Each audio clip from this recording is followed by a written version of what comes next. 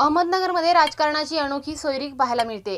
निवडणुकीच्या तोंडावर सुजय विखे यांनी केलेल्या भाजपा प्रवेशामुळे वडील जरी काँग्रेसमध्ये असले तरी सुजय विखे यांचे समर्थक आणि काँग्रेसचा विखे गट निवडणुकीपुरता भाजपच्या उमेदवारांना पाठिंबा देताना दिसतोय। आम्ही विखे सोबत आहोत पण आम्ही काँग्रेस सोडलं नाही असं देखील ते सांगत आहेत।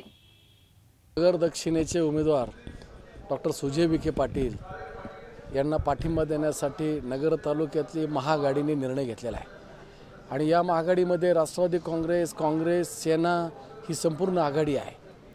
नगर जिल्ह्यामध्ये दक्षिणेचे राजकारण हे वेगळ्या वळणावर येऊन ठेपलेलं आहे।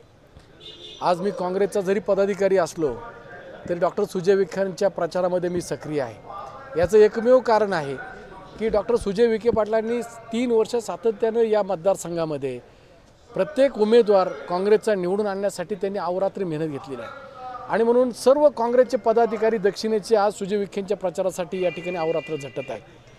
महत्त्वाची गोष्ट अशी आहे की राष्ट्रवादी काँग्रेसचा जो उमेदवार आज लोकसभेसाठी दिलेला आहे, या लोकसभेच्या उमेदवारानं आम्हाला पाडण्यासाठी म्हणजे काँग्रेसचे लोक पाडण्यासाठी अहोरात्र मेहनत या ठिकाणी घेतलेली आहे आणि याच्या उलट डॉक्टर सुजय विखे पाटलांनी काँग्रेसचे उमेदवार निवडून आणण्यासाठी अहोरात्र प्रयत्न केला आणि म्हणून नगर तालुक्यामध्ये सेना, काँग्रेस, राष्ट्रवादी हे महाआघाडीचे नेते मंडळी एकत्र बसले आणि त्यांनी निर्णय घेतला की आपण सुजय विखे पाटलांना या ठिकाणी पाठिंबा दिला पाहिजे, त्यांना निवडून आणण्यासाठी प्रयत्न केला पाहिजे। उद्याच्या काळामध्ये मी अजूनही काँग्रेस सोडलेली नाही, मला कुठल्याही काँग्रेसच्या नेते मंडळीचा फोन आलेला नाही आणि ज्या नेत्यांनी राष्ट्रवादीच्या नेत्यांनी आम्हाला गाडायचा प्रयत्न केला आम्ही त्याच्याबरोबर जाऊ शकत नाही।